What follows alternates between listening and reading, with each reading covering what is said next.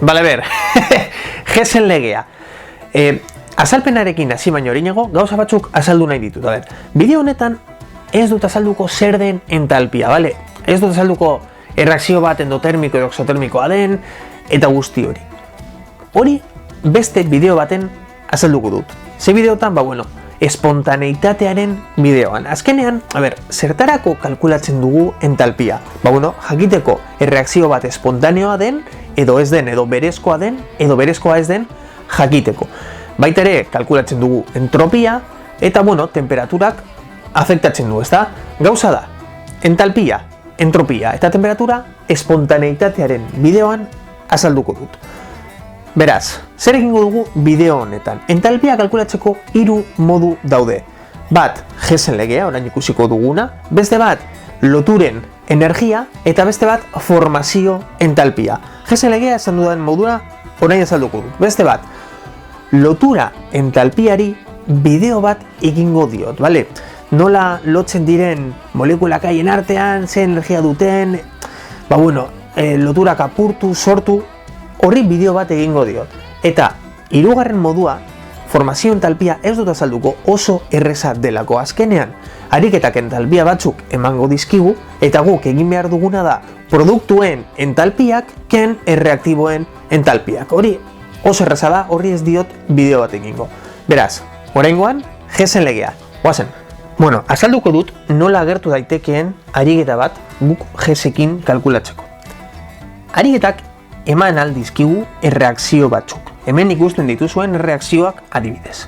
Eta baita ere emango dizkigu haien entalpiak. Gogoratu, entalpia aldaketak direla erreakzio batetik, erreaktibotatik produktuetara igarotzean aldatzen den energia bero modura. Esan dudan modura lehen, hau beste bideo baten azalduko dut. Beste gauza bat, ariketa honela gertu daiteke, edo gertatu daiteke ematea bakarrik karbonoa, hidrogenoa eta etinoa adibidez, eta ariketak esango digu, errekuntza bat izango da. Errekuntza bat, hori esaten badigu, guk erre ekin behar ditugu elementu horiek. Nola oxigenoarekin. Beraz, guk egingo dugu karbono oxigenoarekin CO2. Guk kalkulatu eta gero doitu. Hidrogenoa oxigenoarekin H2O. Etinoa oxigenoarekin CO2 eta H2O. Hau aurreko kurtsoan eman dugu, ez da oso zaila, ondo dago errepasatzea. Bideo honetan bakarrik azalduko dut Gesen legea. Beraz, zer esan dugu orain arte?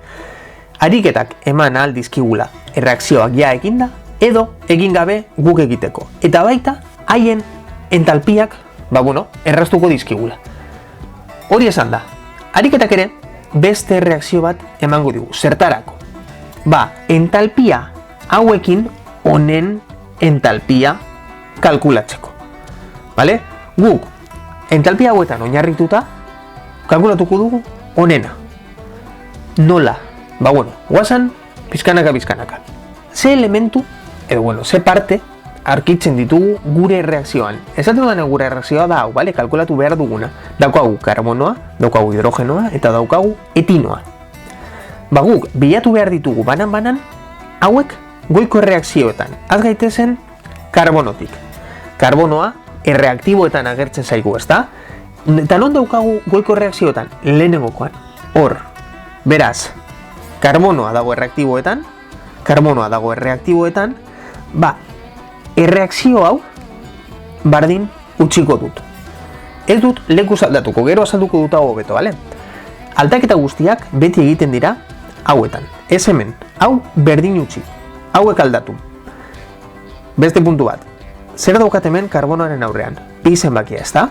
Hemen bi zenbakia daukat? Ez. Nik erreakzio hau bihurtu behar dut erreakzio honetan. Oso garrantzitsua da, Hau bihurtu behar dut. Beraz, biderkatuko dut birekin. Fila guztia. Hau askotan agertzen da honela. Bider bi. Fila guztia eta listo. Nik egin dut banan. Fila guztia biderkatzen badut, entalpia ere biderkatu behar dut. Ahí está. Orain, ez bazaude ondo ulertzen, lasai, bale? Pizka bat liosoa da, baina gerota hobeago egingo dugu. Bigarren elementua, hidrogenoa. Non agertzen da hidrogenoa? Hor, ezta? Kasu bietan, erreaktiboetan dago. Fijatzen bat zarete, hemen eskerreko partean erreaktiboetan, eta hemen ere eskerreko partean erreaktiboetan. Eta zer esan dugu? Alde berdinean agertzen bada, bueno, erreakzioa berdin kopiatuko dugula. Orain, zer zenbaki du honek aurrean? Bat, honek, bat, beraz, ez dugu aldatuko. Eta entalpia ere ez. Bazoazte ulertzen apur bat nola funtzionatzen duen honek. Beste bat, azkenengoa, etinoa. Hor daukagu, eta orain, aiba, ze gertatu da. Gure kasuan, etinoa dago produktuetan, baina hemen dago erreaktiboetan. Hau gertatzen denean, vale? Alrebez daudenean kokatuta, guk ekuazio honi, gogoratu aldaketak hauetan egiten direla, vale? Orduan, ekuazio honi egingo diodana da buelta eman. Ikusten duzue? CO2 jarri dut hemen, H2O jarri dut hemen, eta hauek biak hemen. Eta esango duzu, zenbaki barik, zergaitik ez dute 2, 5, 4 eta 2 zenbakiak. Ba bueno, zer gertatzen hemen, C2, H2 ez dauka aurrean, ezta?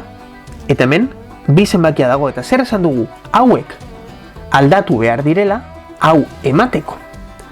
Zerekin aldatuko dut 2, bat eman diezadan, ba bueno, 2 zati 2 emango dit bat. Beraz, pizkanaka, bale? Lau CO2 egingo dugu zati 2. Lau zati 2, 2 zati 2, bat, ez dut jartzen. 2 zati 2, bat.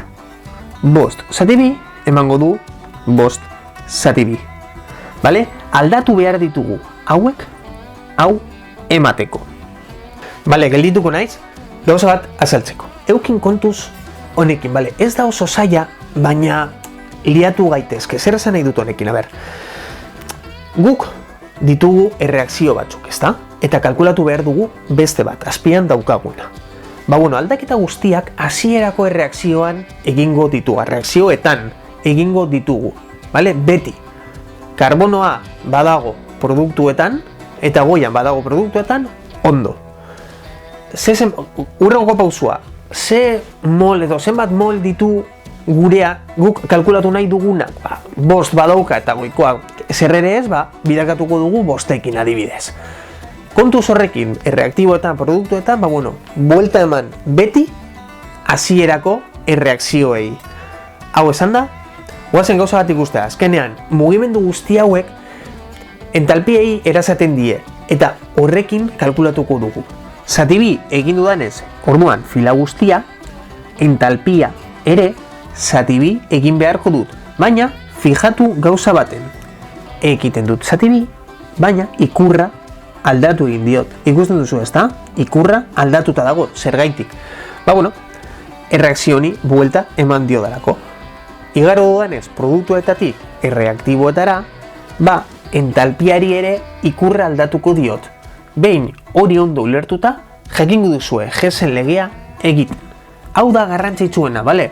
Biderketak egitea, zatiketak egitea eta ikurrak aldatzea. Pausu guztiak horiek dira, baina gelditzen da gauza bat. Eta hurrengoa da. Zer daukat hemen? Nire erreakzioak aldatu ditut, eta daukat erreaktiboak eskerreko partean, produktuak eskumako partean, ba, kendu behar dut soberan dudan guztia.